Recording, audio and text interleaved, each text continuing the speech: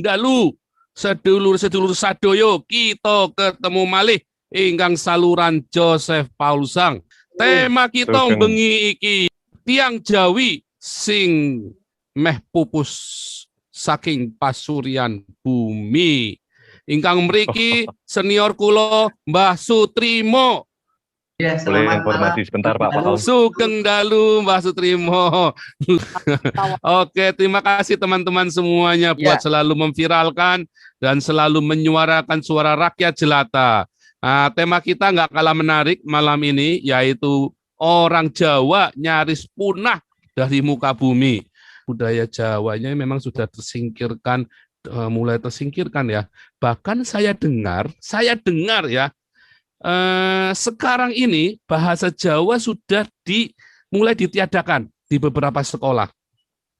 Mereka menggantikannya dengan bahasa Arab, bahasa Jepang, bahasa lain-lainnya pokoknya.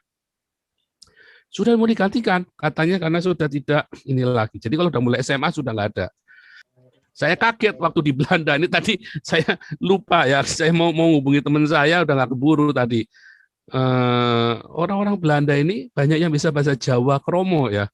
Dulu saya diajak ngomong bahasa kromo sampai saya kebrusuk-brusuk pokoknya. Ini saking orang ini lancar sekali bahasa kromonya.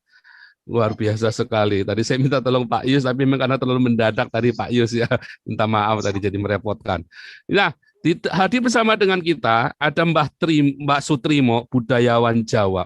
Beliau seorang pegiat sosial dan pegiat budaya. Dan luar biasa sekali kalau Anda lihat YouTube-nya Mbah Sutrimo ini. Nah,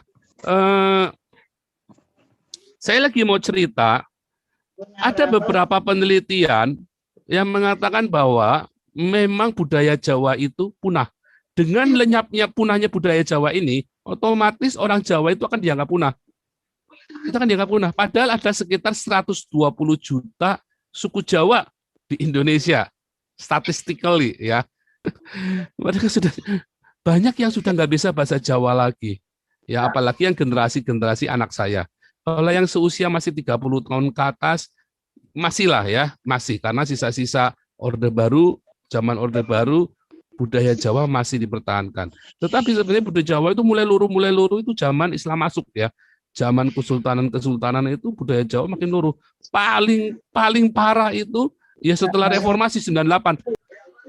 Bahkan kalau dulu ya, ada anak lahir ceprot itu pasti bisa ngomong kromo sama orang tuanya. Akhirnya ceprot itu anak Jawa itu kalau di kampung-kampung itu pasti ngomongnya udah kromo.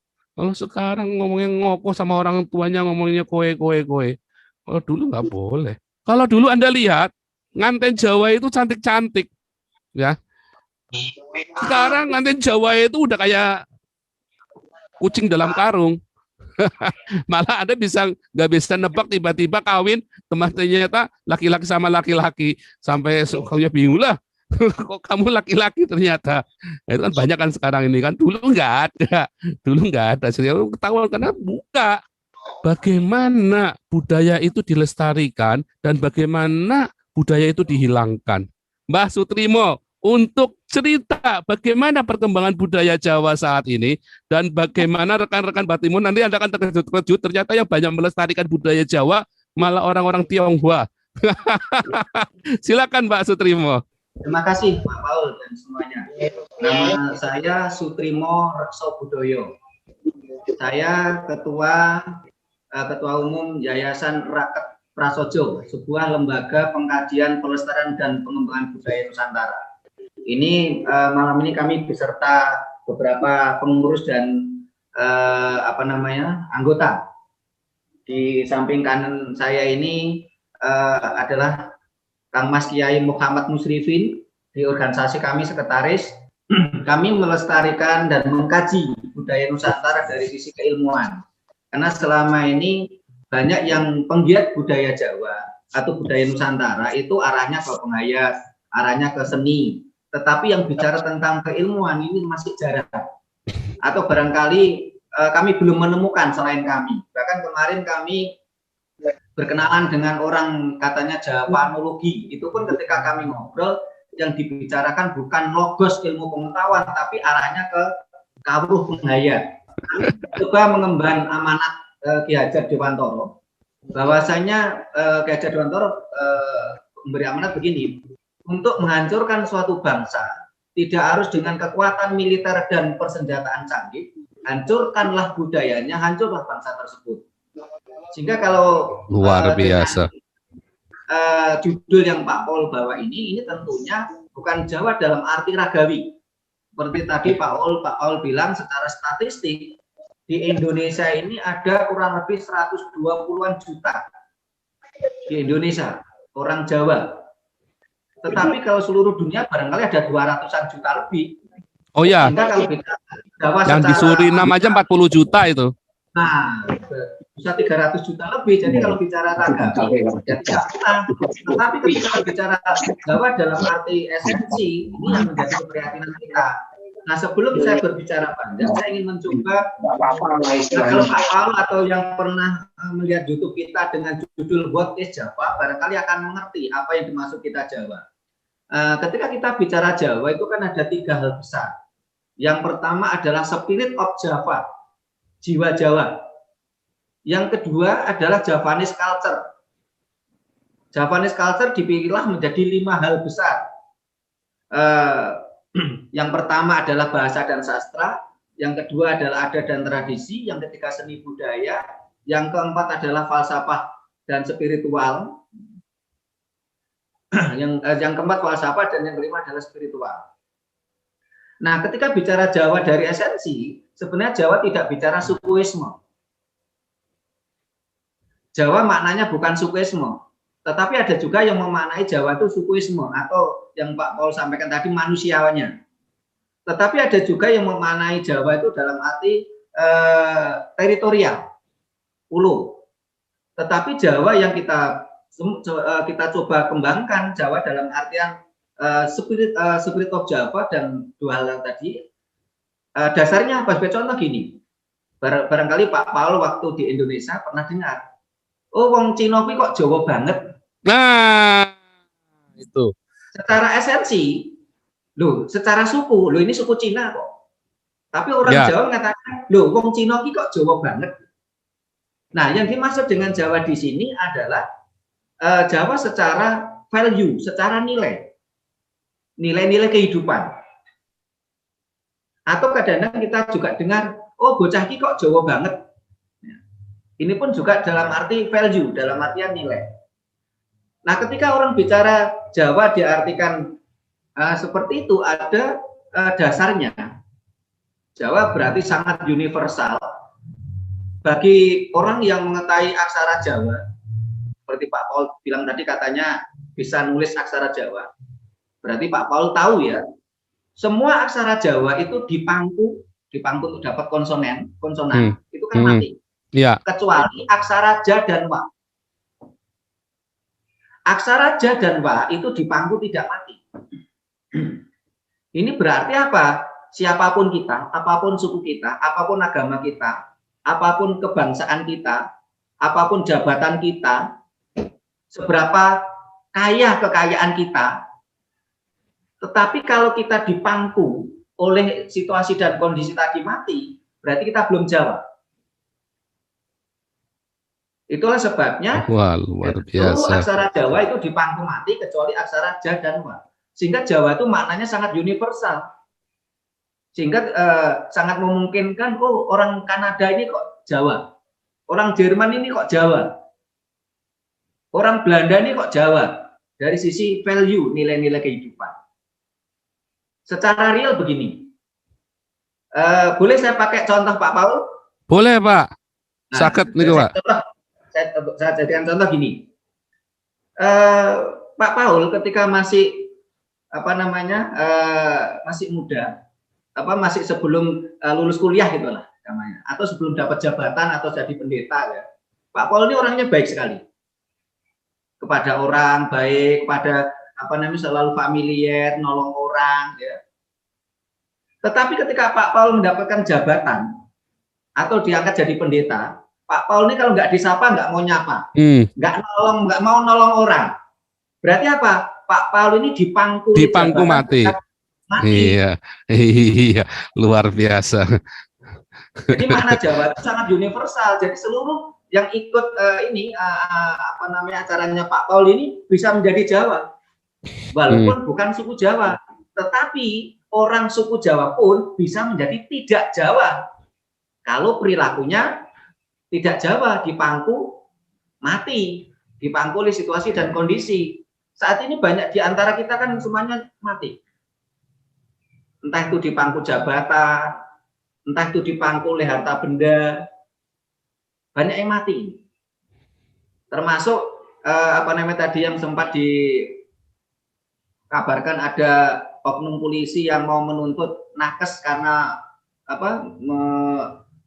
memandikan jenazah. Nah, itu kan berarti kan dia dipangku oleh keadaan dia mati oknum tadi. Iya. Berarti dia tidak Jawa.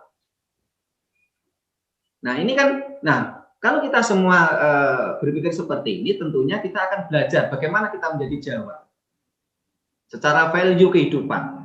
Nah, memang benar tadi Pak Paul katakan bahwasanya orang-orang Jawa secara value kehidupan, di situ juga termasuk budaya ya, itu mulai hilang itu setelah masuknya orang-orang Arab datang ke Indonesia. Iya. Sekitar kurang lebih abad ke-14. Kalau kita runut ke belakang, umpamanya mulai kita bicara abad ke-12. Pada waktu itu, penguasa dunia yang terkenal kan Genghis Khan. Genghis Khan dia tidak mampu berbuat banyak dengan orang Jawa. Dia dikalahkan oleh Kertanegara. Dikalahkan oleh Raden Wijaya. Nah, setelah itu muncul bahkan waktu itu Timur Tengah, Jazirah Arab itu hancur oleh orang-orang Genghis Khan. Kita bicara sejarah dunia. Dilanjutkan oleh Kublai Khan, cucunya. Seluruh dunia gelap gulita kena orang-orang Mongol. Nah, setelah itu sekian kurang lebih sekian abad berikutnya, barulah muncul kebangkitan di Timur Tengah adanya kekhalifahan Ottoman.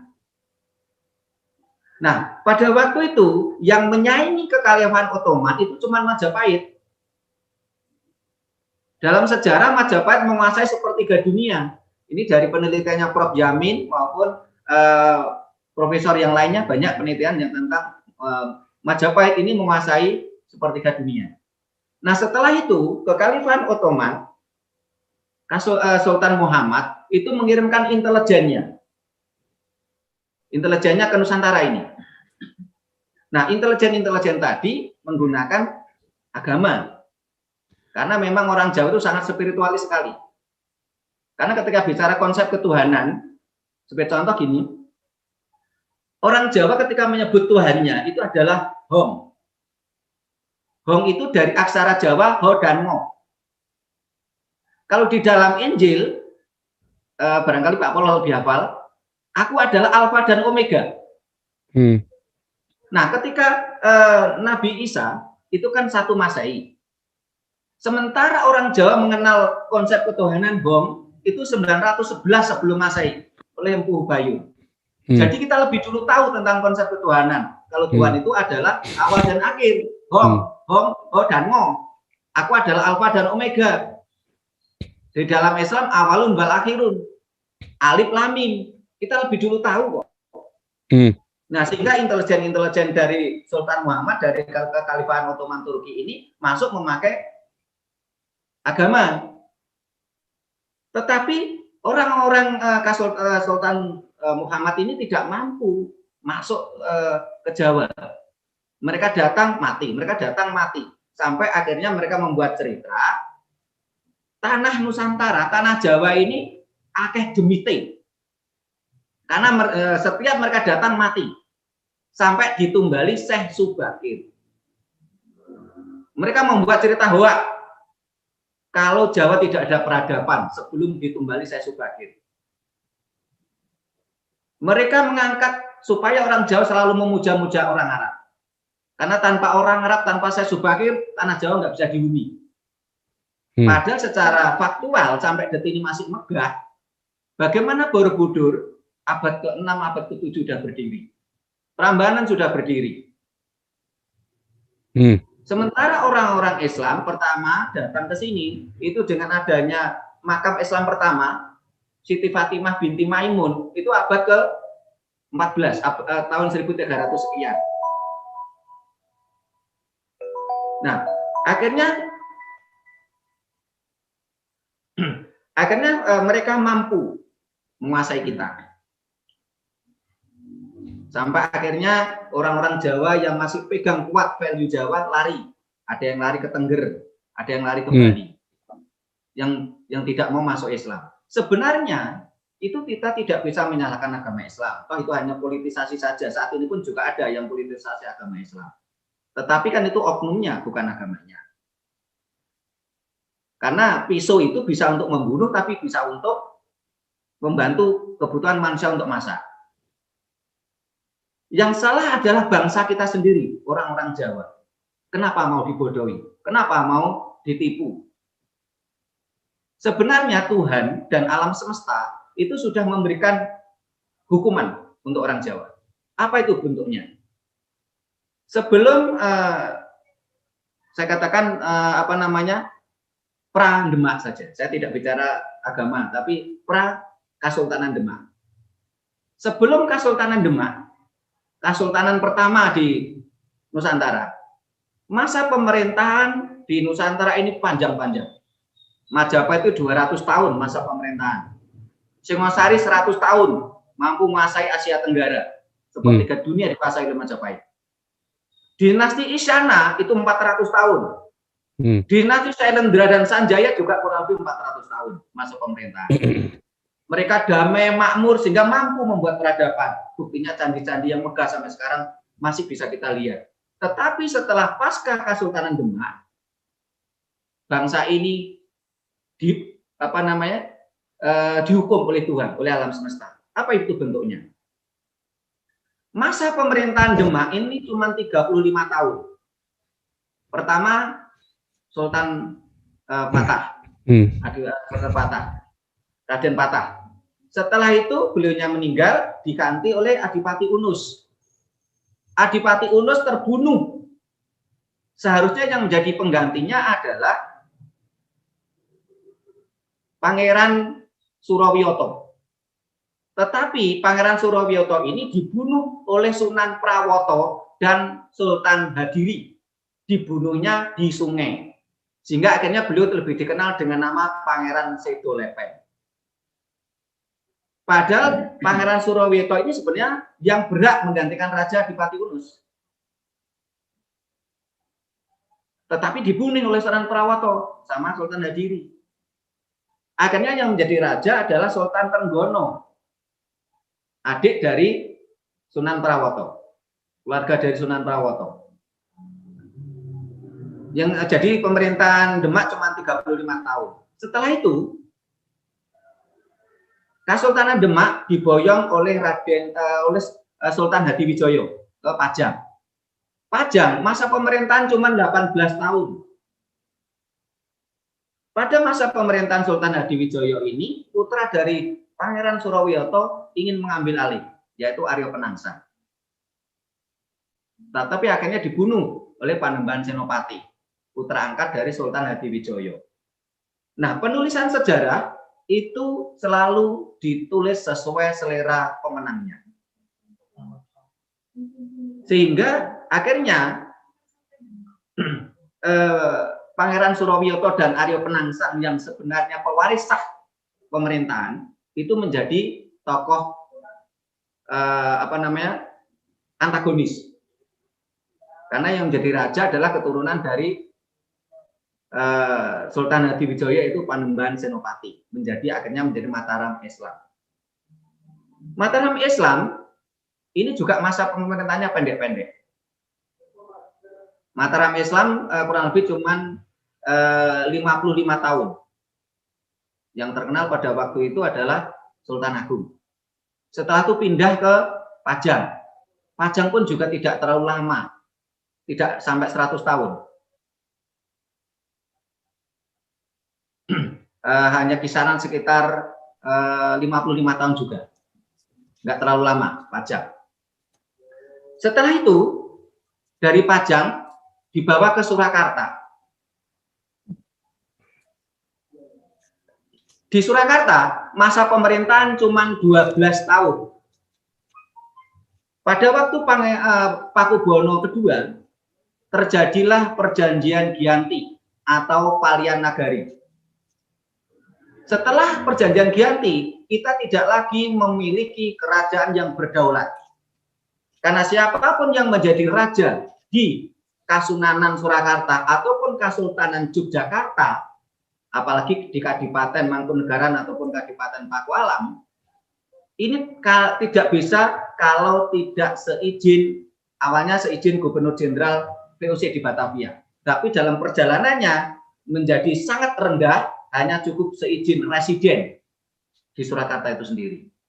Ini kan sebenarnya hukuman bangsa ini bagi orang yang mau sadar. Bangsa ini dihukum oleh Tuhan. Setelah itu kita dijajah oleh kolonisasi Belanda. Sampai munculnya Bung Karno. Nah, Bung Karno mencoba belajar sejarah, ini ingin mengembalikan lagi kejayaan Majapahit. Beliau sadar betul kalau negara yang berbackground agama pasti hancur. Karena itulah Bung Karno menetapkan Pancasila. Negara Indonesia jelas-jelas bukan negara agama, tapi negara sekuler. Karena bukan berdasarkan agama. Tetapi saat ini, benar yang dikatakan Pak Paul tadi, setelah masa reformasi, ini ada sesuatu yang aneh. Bahkan mulai Orde Baru sesuatu yang aneh. Dalam artian apa? Dasar negara kita jelas Pancasila, dan Pancasila itu bukan negara agama. Tetapi akhir-akhir ini pemerintah mengurusi agama. Ini kan menyalahi konstituen terdasar Pancasila itu sendiri. Seharusnya pemerintah Indonesia tidak lagi ngurusi agama, karena memang negara kita bukan negara agama. Dulu saya belum lahir, tapi saya pernah baca sejarah.